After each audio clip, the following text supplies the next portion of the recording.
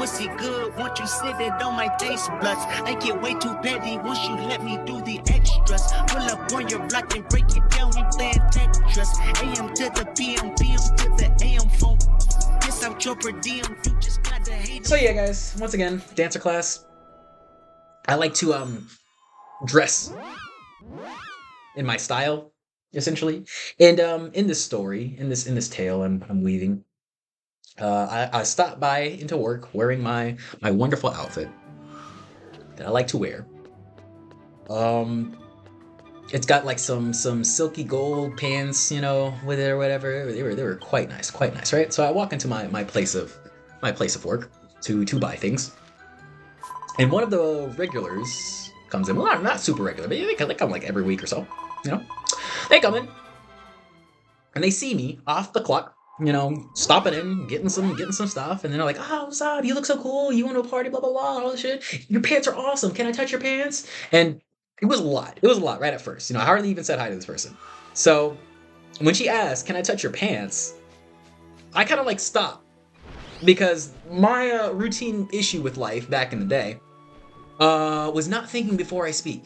So I really took that to heart. This is early on. This is early on in childhood where I really took that to heart, and I was like, you know what? Let me just take pauses sometimes before I open these gums, before I say some dumb shit. So I took a pause, right? And as I'm taking this pause, she just reaches her fucking hands over and just you know, molests. That's what we're gonna call it. But you know, just starts rubbing my pants, and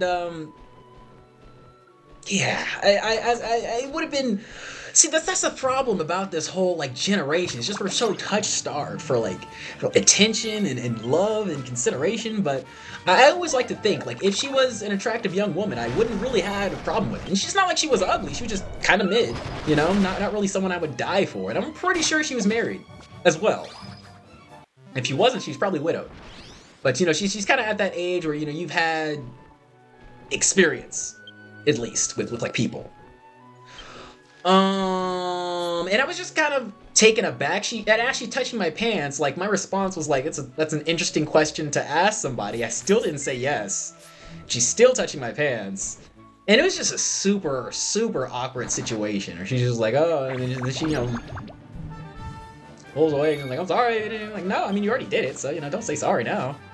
I don't know what the fuck you're apologizing for. Anyways, it's not even like I had a bad reaction to it. It's just. You know, people don't realize in this world we're living in, you know, respect is not required for guys. It's very optional for men. But if you don't respect a woman, you're going to jail. And it's a sad story.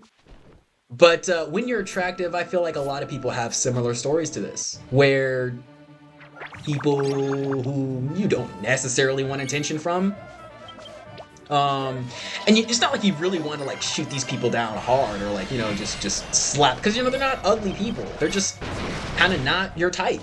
You know, they're not hot to you, or they're not your type.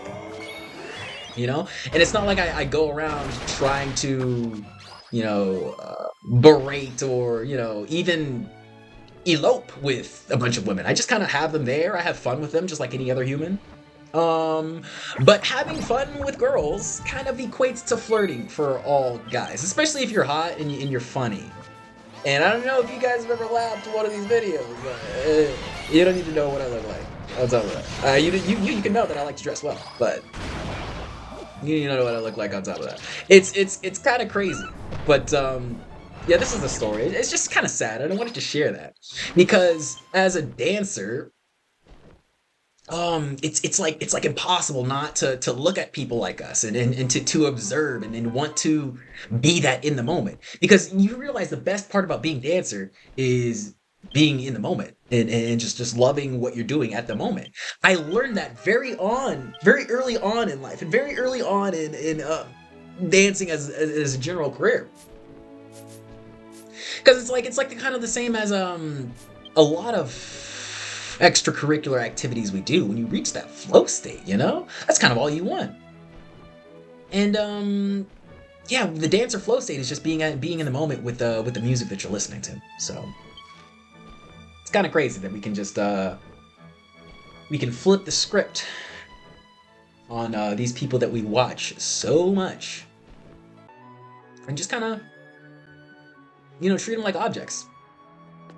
But you guys realize, that is kind of how we've treated women. So the metagame has evolved in a crazy way. Power levels have risen. And for guys, the power levels are violence. And for girls, the power levels are aesthetics. Right? Pretty crazy to think about. But if you think about it that way, yeah, girls have gotten way hotter.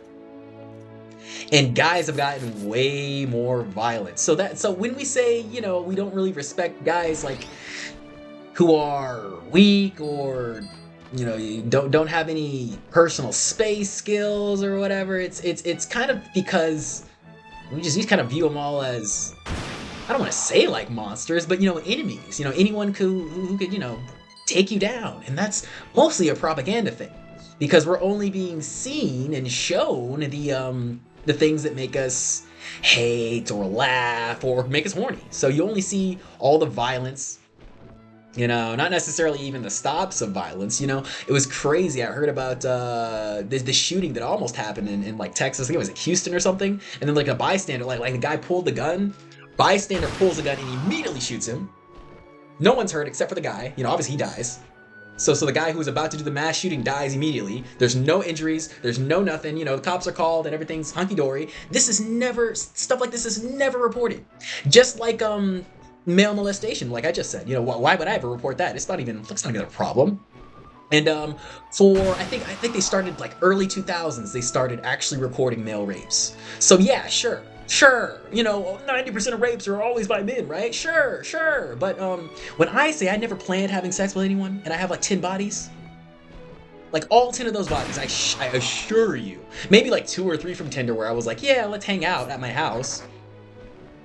Not really, considering what that means. Maybe, I will say one. I said let's hang out at my house and I had the complete intention of fucking. But I will say, yeah, body count of over 10. Matter of fact, when I lost my virginity, I was just getting a ride home. Like I said, I was getting a ride home. And I'm like, oh shit, head, I guess. Why not? I don't know. And when you're attractive, when you love dancing, when you love yourself, to a certain extent, because I do hate myself a lot, but I feel like my hate of myself is sort of like a hate for the human race. But when you have a love for maybe not even yourself, but what you do, what you are, which I believe I am love, and I love love. So I just like say, fuck me, fuck this body, fuck this ethereal, nature of everything. I'm just gonna put myself into what I do. Not necessarily even the work that I provide, but that moment of time when I am doing what I love doing. Like right now, when I love like talking and making these videos, when I am in this state, that is the love. That is the essence. That is the me I focus on. That's the only me that really matters in essence, Yeah,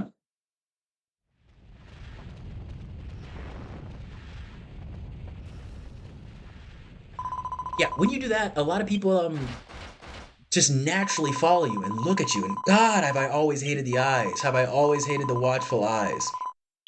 Something why it took me a long time to truly lock in on what I wanted to do for this channel. Because motherfucker don't want to get popular too fast. Motherfucker is happy for my less than 40 subscribers that have tagged along here. I think it's like 37 now. Let me check the app. 37 of you fuckers that came along for this crazy journey. Yeah, I love it. And I love the slow grind of just sort of figuring out who I am before the watchful eye of the public. It's not like I hate comments or talking to people. It's just, once again, going back to the whole fast food thing, I feel fake when I come in with kindness and I'm not able to like turn off the switch when people start being an asshole to me. And recently I have been able to just kind of just say, wait, why am I talking to you? If you're being an asshole to me, I don't need to explain myself. I don't need to teach you how to be nice. I don't need to vehemently reject you. I just need to stop talking to you. That's it. That's the only step. You don't need to do any of that explaining shit. And a lot of times it just feels weird to go in this new direction. But I always say, guys, if life is going weird, just try shit, It's the action that will take you out of the lumps in your throat and the horrible mood of life, It's the action. It's always going to be the action. And I know, you want to make the right action, But honestly, the right action is anything that gets you off your fucking ass. And sad but true, a lot of people don't even make it there. So really, really think about your purpose. Think about why you want to be here, and just take a step towards that, man. Every day. Might take a while, but it'll feel good when you start doing it. You'll get in those cycles. Like I said, we don't do what's easy. We don't do what's hard. We just do what we normally did, you know? Once you normally start doing this shit, and you're like, damn, I can't even stop. I can't even stop thinking about it. And I think obsession is very good. Even if you're obsessed with a person. If you're obsessed with a person and you're dating them, I feel like that's not a bad thing. I feel like you just have to use your obsession in the right way. I will proudly say, I am obsessed with dancing. I am obsessed with Dragon Quest. I am obsessed with RPG games. And I'd say I'm a little obsessed with Japan. But we have to use our obsessions in a wise way. You know, everything's a tool. Everything's a tool. If we use it wise enough, it can aid us. But they're making everything very easy. They're making everything very easy so we don't even need tools. We don't need to think about tools. Just use the damn tool. Don't think about it. Don't think about what the fuck the side effects or anything are. Just use the damn tool, right? Critical thinking is slowly becoming a rare trait. And I don't think that's good. So I'm glad you've decided to watch this thinking channel, this thinking podcast. Thinking and dancing is all I do. Not at the same time, though. Definitely not at the same time. And yeah, it's a very sad world we live in nowadays because of that. Because of the thinking thing, you know?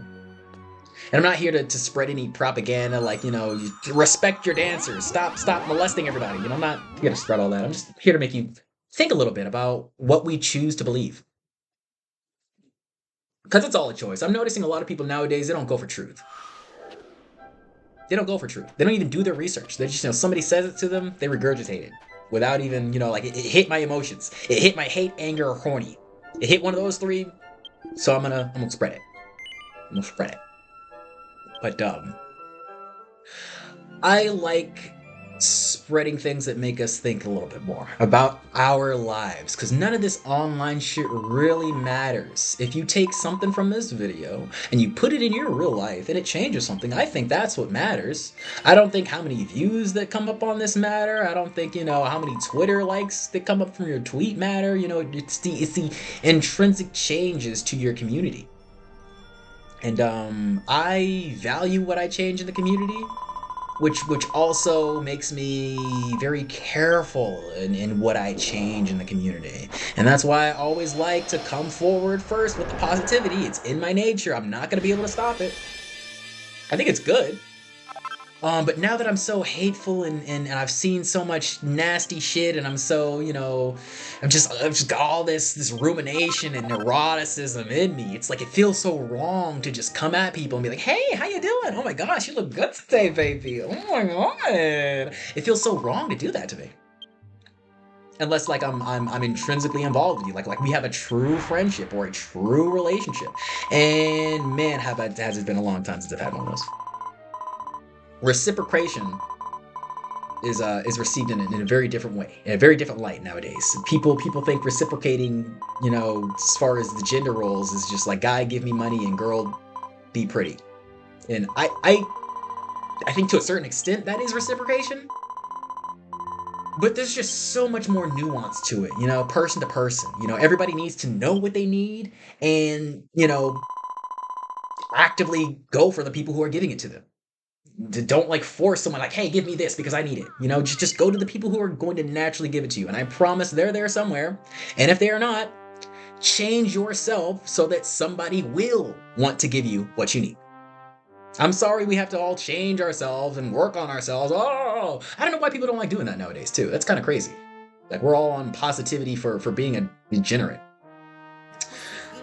And to a certain extent, you know, we have to be positive about our lives, but change some shit. Change some shit. All right, subscribe, and I'll see you later.